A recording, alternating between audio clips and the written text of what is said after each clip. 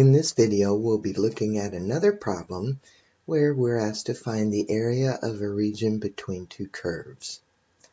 To find the area between two curves, you want to find the area under the upper curve and then subtract from that the area under the lower curve. The example that we'll be doing is to determine the area of the region bounded by the graphs of y equal 2x squared plus 10 and y equal 4x plus 16.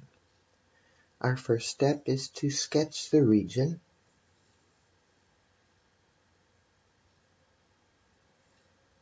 We know that 2x squared plus 10 is this parabola that opens upward, and y equal 4x plus 16 is the line. The region that we're investigating is right in here in between the two curves. Our next step is to find the points where the curves intersect. We do that by solving the system y equal 2x squared plus 10, y equal 4x plus 16.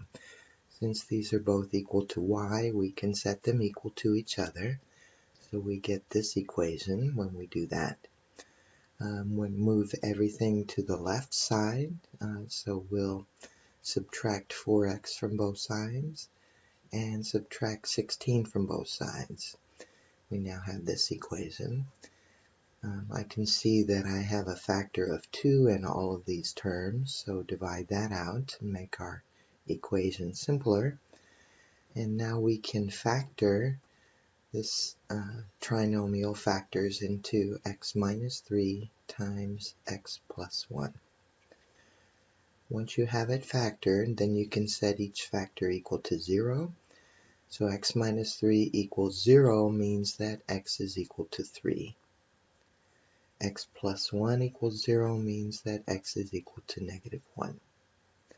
So these are the 2 points where my equations cross. Then we will calculate. We want the upper curve, which is the line, subtract the lower curve, which is the parabola.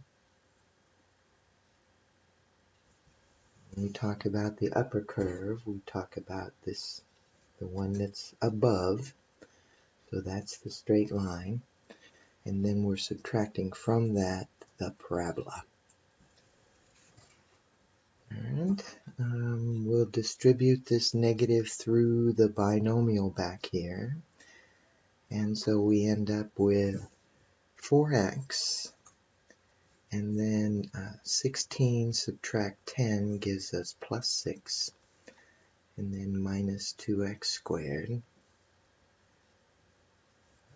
Once we integrate, then